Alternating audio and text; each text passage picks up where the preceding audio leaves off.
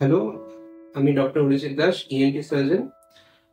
আমি আজকে আপনাদের একটা জিনিসের ব্যাপারে বলবো, যেটাকে আমরা বলি ন্যাজাল পলিপোসিস।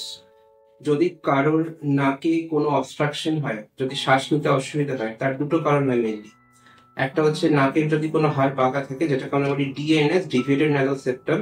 আর যদি নাকে কোনো ব্লকেজ থাকে, কি কারণে ব্লকেজ থাকতে পারে, যেটা আমরা বলি ন্যাজাল পলিপোসিস। যে কোনো পলিপ বা যে কোনো মাস যদি নাকের মধ্যে অবস্ট্রাকশন সৃষ্টি করছে, হাওয়াটা নাক দিয়ে গলায় যেতে দিচ্ছে না।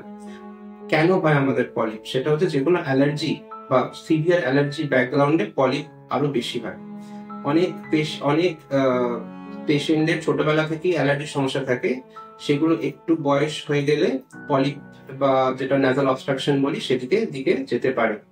আর একটা যেটা হয়, আমাদের প্রচন্ড অ্যালার্জি থাকলে গলায় অ্যাডেনয়েড বা টনসিল এর সমস্যা হয়। এই টনসিল হচ্ছে গলার দুপাশে দুটো থাকে, এবং অ্যাডেনয়েড হচ্ছে আমাদের নাকের পেছনে একটা থাকে। এইগুলো গ্ল্যান্ড গুলো ফুলে গেলে অ্যালার্জিতে, তাহলেও আমাদের শ্বাস নিতে সমস্যা হয়।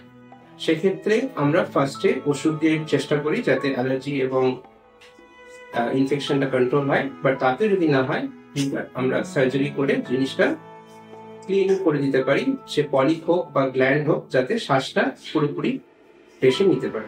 ভেরিয়েশন যে হচ্ছে আমাদের, মানে আর কি, ঠান্ডা গরম যে আমাদের ওয়েদার চেঞ্জ হচ্ছে, সেটাতে এই সমস্যাগুলো আরো বাড়ে।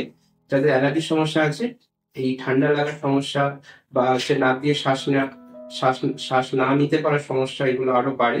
যাদের অ্যালার্জির সমস্যা আছে, তার জন্য আমরা নাকে প্রচুর স্প্রে বা অ্যালার্জি ওষুধ দিয়ে থাকি। তাতে যদি কন্ট্রোল না হয়, দ্যাট ইজ অলওয়েজ সার্জারি। তো এটাতে ভয় পাওয়ার কিছু নেই, আপনারা এসে কনসাল্ট করুন, তার জন্য সব সঠিক ম্যানেজমেন্ট আমাদের কাছে আছে।